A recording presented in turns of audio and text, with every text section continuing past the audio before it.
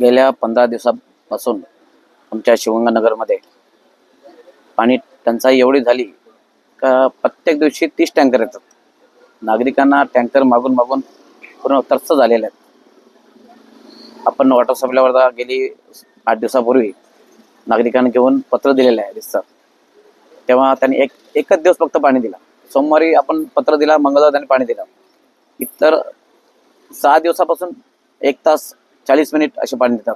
एका बिल्डिंगमध्ये 25 फ्लॅट आहेत, 3 कनेक्शन. त्यामुळे 40 मिनिटात पाणी होत नाही. नागरिकांना 10 मिनिटं 15 मिनिटं नागरिकांनी या उन्हामध्ये काय करायचं, कुठून पाणी आणायचं आणि किती वेळ टँकर मागवायचे. याबद्दल मी प्रथम MGBचा मी निषेध करतो. त्यांनी याच्यापुढे आम्हाला पुरेसा पाणी द्यावा ही माझी विनंती.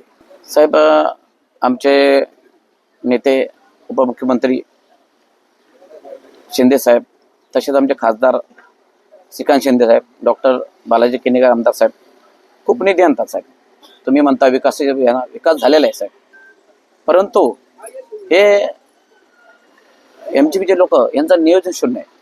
निधी द्यायला तर भरपूर साहेब निधी आहेत, पण हे लोक त्याचं नियोजन करत नाही साहेब. यांचं कुठलंच हे नाही. कुठलं 1 मिनिट प्रायव्हेट लोक आहेत, त्यामुळे अशी परिस्थिती झाली साहेब.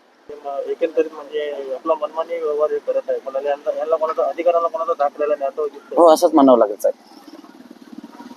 जर मागण्या जर पूर्ण नाही झालं मोठं आंदोलन करणार साहेब आम्ही.